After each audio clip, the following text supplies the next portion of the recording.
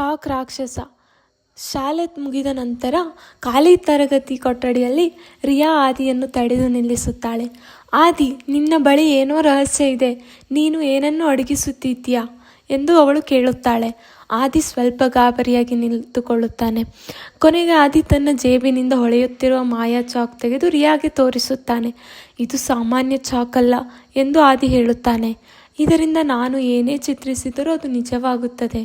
ರಿಯಾ ಆಶ್ಚರ್ಯದಿಂದ ಆ ಚಾಕ್ ಕಡೆ ನೋಡುತ್ತಾಳೆ. ರಿಯಾ ಸ್ವಲ್ಪ ನಗುತ್ತಾ ಹೇಳುತ್ತಾಳೆ, ನಾನು ನಂಬೋದಿಲ್ಲ, ನೀನು ಸಾಬೀತು ಮಾಡಬೇಕು.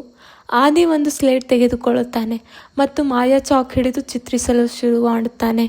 ರಿಯಾಗೆ ತೋರಿಸಲು ಆದಿ ಒಂದು ದೊಡ್ಡ ಮತ್ತು ವಿಚಿತ್ರ ರಾಕ್ಷಸ ಚಿತ್ರಿಸಲು ಪ್ರಾರಂಭಿಸುತ್ತಾನೆ. ದೊಡ್ಡ ಕಣ್ಣುಗಳು, ದೊಡ್ಡ ಕೈಗಳು, ಸ್ವಲ್ಪ ಹಾಸ್ಯಾಸ್ಪದವಾಗಿ ಕಾಣುವ ರಾಕ್ಷಸ. ರಿಯಾ ಸ್ವಲ್ಪ ಆತಂಕದಿಂದ ನೋಡುತ್ತಾಳೆ. ಚಿತ್ರ ಮುಗಿದ ತಕ್ಷಣ ಆ ರಾಕ್ಷಸ ಹೊಳೆಯಲು ಪ್ರಾರಂಭಿಸುತ್ತದೆ. ಮಾಯಾ ಕಿರಣಗಳು ಅದರ ಸುತ್ತಲೂ ಕಾಣಿಸುತ್ತವೆ. ಆದಿ ಮತ್ತು ರಿಯಾ ಇಬ್ಬರು ಆಶ್ಚರ್ಯದಿಂದ ನೋಡುತ್ತಾರೆ. ಚಾಕ್ ರಾಕ್ಷಸ ಅಚಾನಕ್ ಆ ಚಿತ್ರ ದೊಡ್ಡದಾಗಿ ಬೆಳೆದಂತೆ ಕಾಣುತ್ತದೆ. ಕ್ಷಣದಲ್ಲಿ ಒಂದು ದೊಡ್ಡ ಚಾಕ್ ರಾಕ್ಷಸ ತರಗತಿಯ ಕೊಠಡಿಯಲ್ಲಿ ನಿಂತಿರುತ್ತದೆ. ರಿಯಾ ಬೆಚ್ಚಿ ಬಿದ್ದು ಹಿಂದೆ ಸರಿಯುತ್ತಾಳೆ. ಆ ಚಾಕ್ ರಾಕ್ಷಸ ನಿಧಾನವಾಗಿ ನಡೆಯಲು ಪ್ರಾರಂಭಿಸುತ್ತದೆ. ಅದು ತಪ್ಪಾಗಿ ಮೇಜು ಮತ್ತು ಕುರ್ಚಿಗಳನ್ನು ಕೆಡವುತ್ತದೆ. ತರಗತಿ ಕೊಠಡಿಯಲ್ಲಿ ಗೊಂದಲ ಉಂಟಾಗುತ್ತದೆ.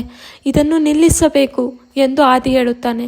ಅವನು ತಕ್ಷಣ ಸ್ಲೇಟ್ ಮೇಲೆ ಮತ್ತೆ ಒಂದು ಚಿಕ್ಕ ರೋಬೋಟ್ ಚಿತ್ರಿಸುತ್ತಾನೆ.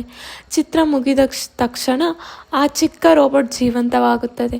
ಅದು ಧೈರ್ಯವಾಗಿ ಆ ದೊಡ್ಡ ಚಾಕ್ ರಾಕ್ಷಸ ಕಡೆ ಜಿಗಿಯುತ್ತದೆ. ಆದಿ ಮತ್ತು ರಿಯಾ ಆತಂಕದಿಂದ ನೋಡುತ್ತಾರೆ. ಅಷ್ಟರಲ್ಲಿ ತರಗತಿ ಕೊಠಡಿಯಲ್ಲಿ ಬಾಗಿಲು ನಿಧಾನವಾಗಿ ತೆರೆಯಲು ಪ್ರಾರಂಭಿಸುತ್ತದೆ. ಆದಿ ಮತ್ತು ರಿಯಾ ಇಬ್ಬರೂ ಬೆಚ್ಚಿ ಬೀಳುತ್ತಾರೆ. ಯಾರು ಬರುತ್ತಿದ್ದಾರೆ ಎಂದು ಯೋಚಿಸುತ್ತಾರೆ.